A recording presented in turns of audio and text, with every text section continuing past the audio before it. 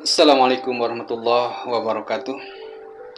Izinkan saya menyampaikan refleksi hasil pembelajaran di modul 1.1 pemahaman Ki Hajar Dewantara tentang pendidikan.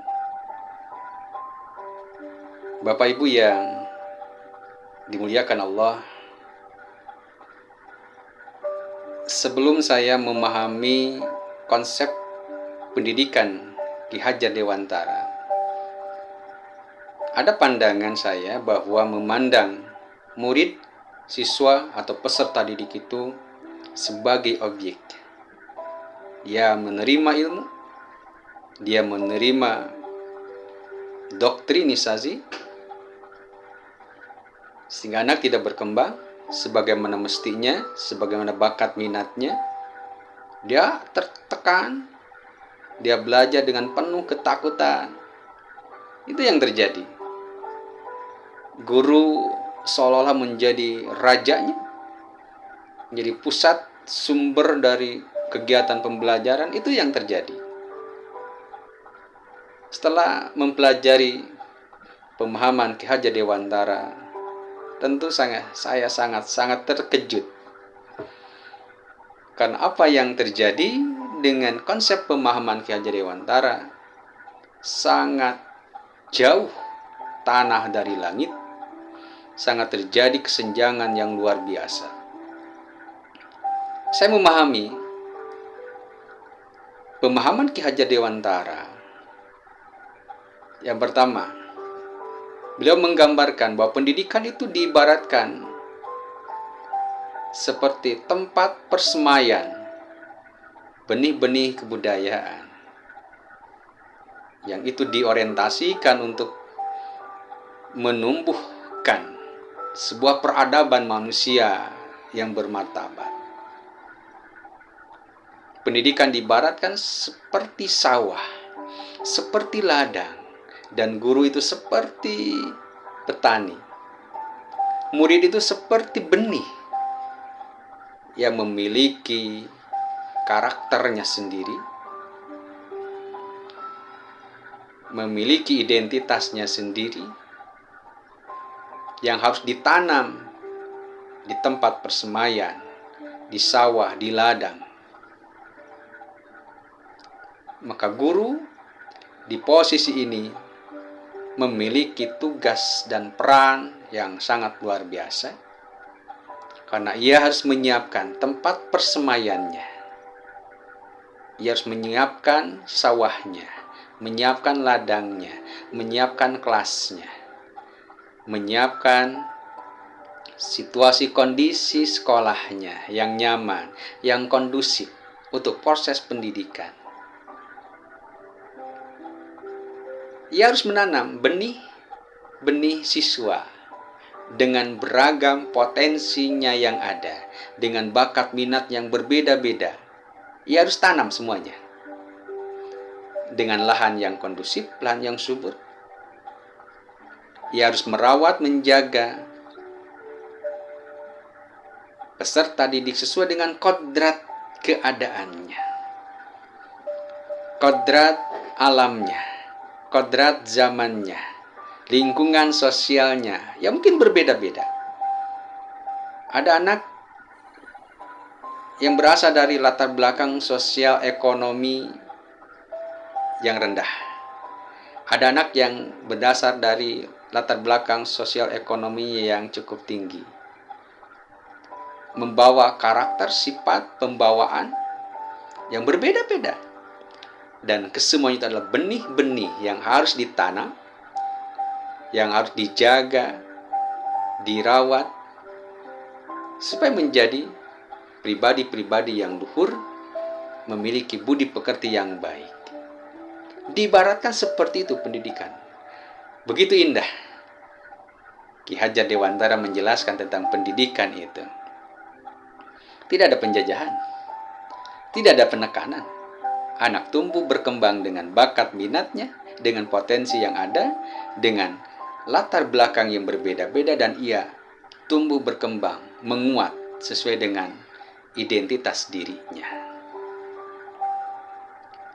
Ki Hajar Dewantara pun menjelaskan bagaimana inti dari filsafat pendidikan itu.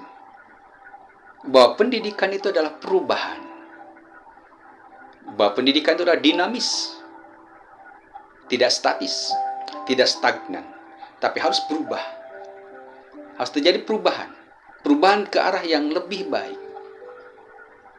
Tapi dalam proses perubahan tersebut, ia harus sesuai dengan kodrat keadaannya.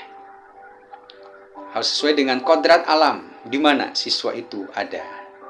Harus dengan kodrat zaman di mana dalam zaman seperti apa siswa itu ada. Dan tugas pendidik, dia harus menuntun si anak itu, peserta didik itu, sesuai dengan kodrat keadaannya, sesuai dengan bakat minatnya, harus dituntun supaya dia bisa berkembang, mengembangkan potensi dirinya, mengembangkan bakat minatnya sesuai yang dia harapkan, sesuai dengan kodrat alamiahnya, kodrat zamannya. Dia harus berkembang, dia harus mampu bertahan di lahan sawah ladang ini. Dia harus tumbuh dengan baik sampai dia dapat memetik hasil dari proses pendidikannya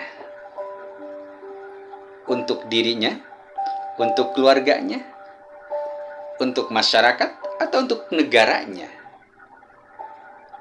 Inilah pendidikan. Inilah filsafat pendidikan yang diajarkan oleh KHD. Subhanallah, Masya Allah. Sungguh luar biasa.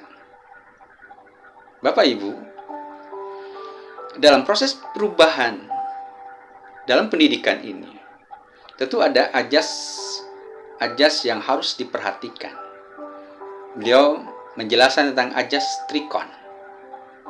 Yang harus diperhatikan yang pertama adalah kontinuitas. Bahwa pendidikan harus terjadi, harus berubah, tetapi harus mengenal sejarah. Tidak boleh melupakan sejarah, tidak boleh melupakan masa lalu. Karena pada dasarnya pendidikan adalah sebuah proses panjang yang berkesinambungan dari masa lalu, masa sekarang, dan masa yang akan datang. Harus secara kontinu, berkesinambungan. Inilah ajas yang pertama yang harus diterapkan. Bagaimana pendidik tidak boleh melupakan tentang latar belakang. Tidak boleh melupakan masa lalu anak. Harus dilihat. Karena ini adalah dasar-dasar untuk pengembangan. Dasar-dasar untuk menumbuhkan potensi si anak. Kalau Allah mengatakan di Al-Quran surah Al-Hasyr, di ayat ke-18, wal tangzir nafsum ma qaddamat ligod, dan hendaklah kamu lihat waktu yang telah berlalu, perjalanan yang telah berlalu, proses yang telah berlalu, pendidikan yang telah lalu. Untuk apa? Ligod, untuk menyongsong masa yang akan datang. Yang kedua, ada yang namanya ajas konvergensi. Nah, di ajas konvergensi ini, pendidikan itu adalah sebuah upaya kompromi. Ya. Bahwa anak dilatar belakangi dengan kodrat keadaannya, itu harus diperhatikan. Tetapi juga harus diperhatikan lingkungan, di mana anak tumbuh berkembang sesuai dengan kodratnya itu. Harus ada kompromi.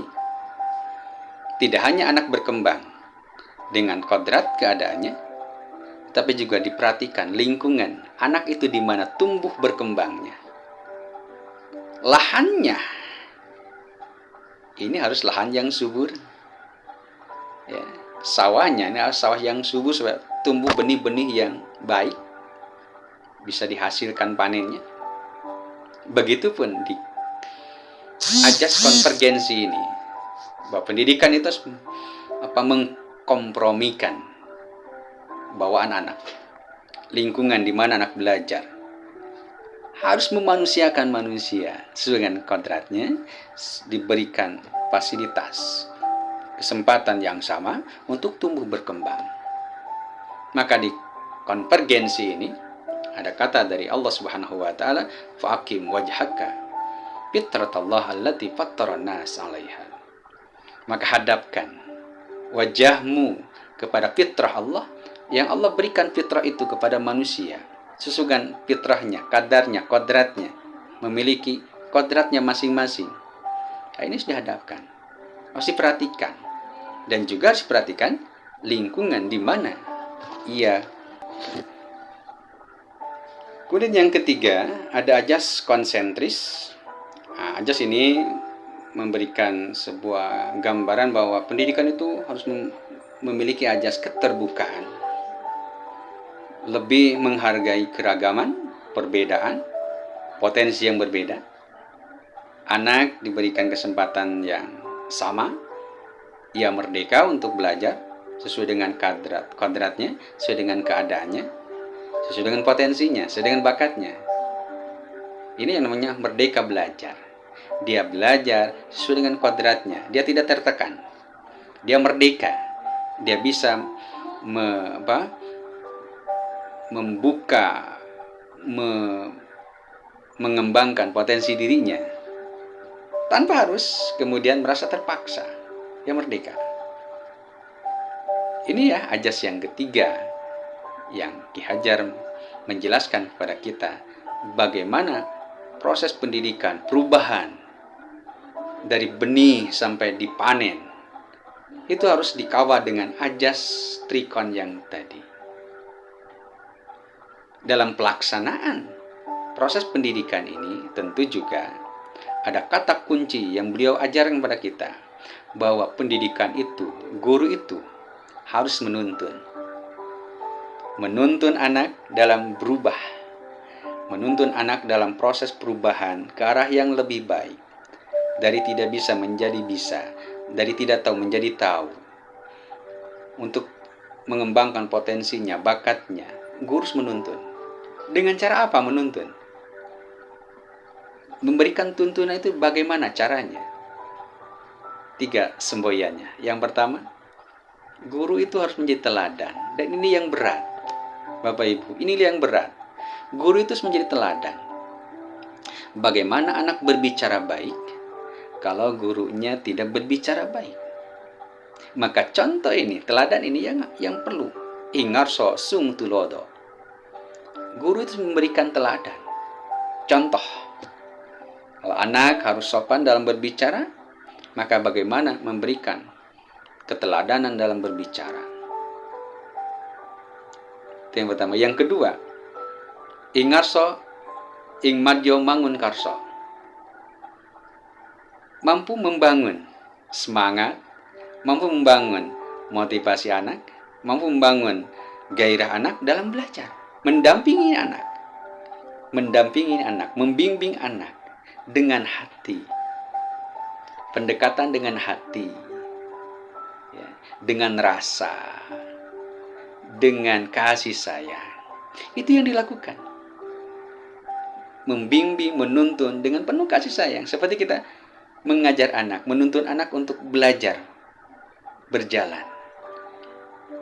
Kita bimbing, kita tuntun anak dengan penuh kasih sayang, dengan hati kita, dengan sepenuh jiwa raga kita. Itulah yang harus dilakukan. Kemudian yang ketiga, tuturi handayani, harus memberikan motivasi, dorongan kepada anak supaya tumbuh berkembang lebih baik daripada kita sebagai gurunya. Dan itu yang dilakukan dalam proses perubahan pendidikan ini. Inilah kesimpulan dari pemahaman Ki Hajar Dewantara yang saya pahami dari hasil pembelajaran di modul 1.1 ini. Bapak Ibu yang dimuliakan Allah Subhanahu wa taala, lalu ada terjadi perubahan di mindset, pola pikir, pemahaman saya sendiri. Yang sebelumnya tadi memandang murid itu sebagai objek, sekarang saya pandang bahwa dalam proses pendidikan ini ada peran fungsi yang berbeda, ada peran fungsi yang sama. Tetapi tidak ada yang dominasi dalam hal ini guru sebagai pendidik. Justru kata Ki Hajar Dewantara bahwa pendidikan itu menghamba kepada anak. Orientasi dari proses pendidikan itu adalah anak dan anak. Ia harus dilakukan, harus diorientasikan segala upaya usaha kita untuk melakukan sebuah perubahan. Anaklah yang menjadi orientasinya. Tidak bisa kita memaksakan atas kehendak sendiri.